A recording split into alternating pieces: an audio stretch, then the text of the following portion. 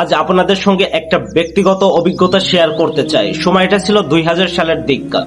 তখন মসজিদ আর মাদ্রাসা তুলনামূলক কম ছিল, কিন্তু মাহফিল হতো ভীষণ প্রাণবন্ত। মসজিদ, মাদ্রাসা কিংবা কবরস্থানের মাহফিল মানেই ছিল আলাদা একটা আবহ। তখন ভাইরাল বক্তা ছিল না, আধুনিক প্রযুক্তিও ছিল না, তবু মানুষ দূর দূরান্ত থেকে ছুটে আসতো। আমি তখন ছোট, সত্য বলতে কি মাহফিলের চেয়ে মাহফিলের মেলায় আমাকে বেশি টানতো। কিন্তু 2003 সালে আমাদের মসজিদের একটা মাহফিল আমাকে কমিটির পক্ষ থেকে ছোট্ট একটা দায়িত্ব দেওয়া হয়। সেই দায়িত্বের কারণে পুরো মাহফিল মন দিয়ে শুনতে হয়।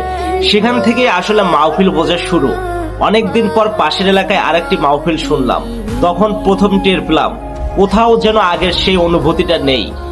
দেশ বদলেছে, সময় বদলেছে, ইসলামিক স্কলাররাও এখন আগের চেয়ে অনেক বেশি শিক্ষিত, তবুও কোথায় যেন একটা ঘাটতি থেকেই গেছে। আজকের মাহফিলগুলোতে আলোচনার চেয়ে সমালোচনা বেশি, দিনের দাওয়াতের চেয়ে দলীয় পরিচয় আর নির্বাচনী প্রচারণার গন্ধ বেশি পাওয়া যায়।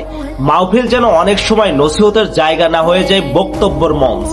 অথচ আগের দিনের আলেমরা আলোচনা করত হৃদয় ছুঁয়ে, তাদের ভাষায় ছিল মায়া, দৃষ্টিতে ছিল দরদ করে মানুষকেও কি সুন্দর নামাজের দিকে টেনে আনতেন, সেটা ভাষায় বোঝানো কঠিন। আজ মনে হয় জ্ঞান বেড়েছে ঠিকই, কিন্তু সেই টান, সেই মমতা, সেই দায়বদ্ধতা কোথায় হারিয়ে গেছে?